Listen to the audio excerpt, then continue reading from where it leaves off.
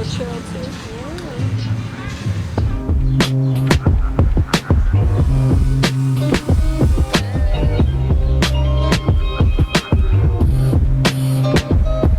order for it to really be authentic, it has to be unapologetic.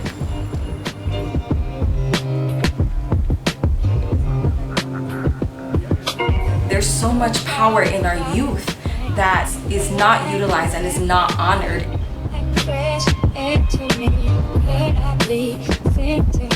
You know, you grow up and you see problems and issues in your community. All that suffering and trauma that you experience, you begin to blame yourself for it. You begin to blame your teachers. There's so much richness that isn't already accounted for in our curriculum. You're learning a Eurocentric, whitewashed history.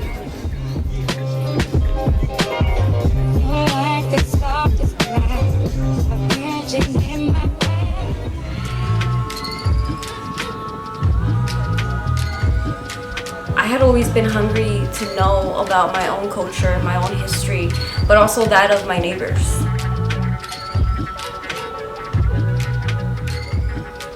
There's a history of Black and brown solidarity.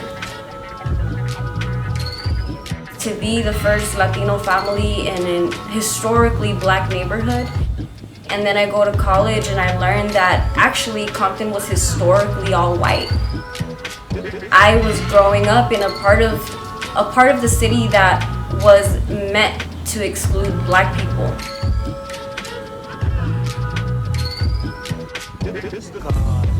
We aren't afraid to have those heavy, uncomfortable, politically incorrect, radical sometimes, real conversations.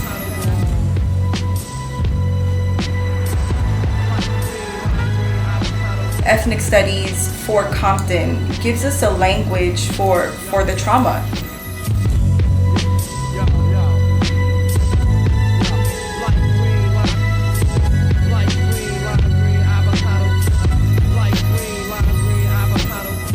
For me to really learn about the historical roots of how we got to where we're at today, to learn about histories of genocide, colonialism, immigration, was really important for me to be able to name the oppression.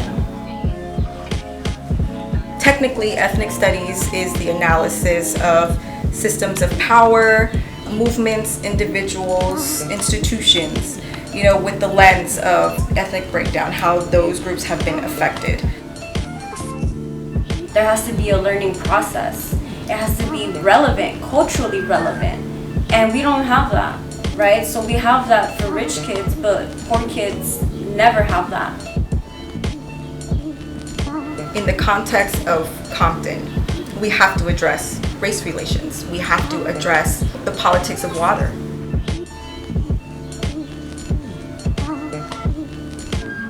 To feel accounted for, to feel like you have a voice, it's kind of like an out-of-body experience, right? Because our students through ethnic studies would be able to see, okay, there's certain other pieces that are operating right now that are making me feel helpless because of certain identities and certain groups that I am a part of.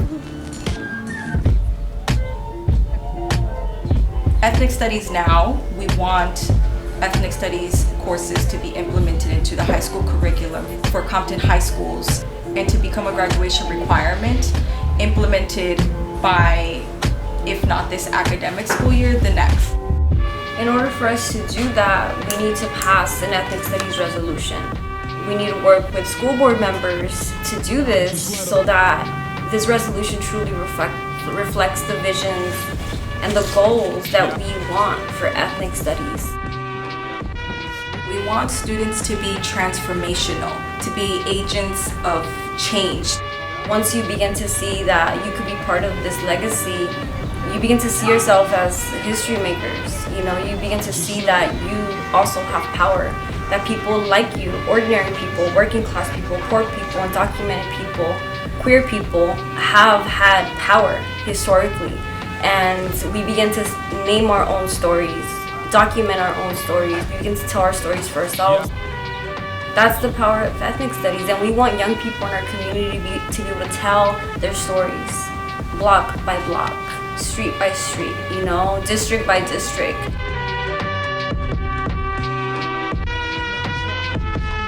Just let 'em.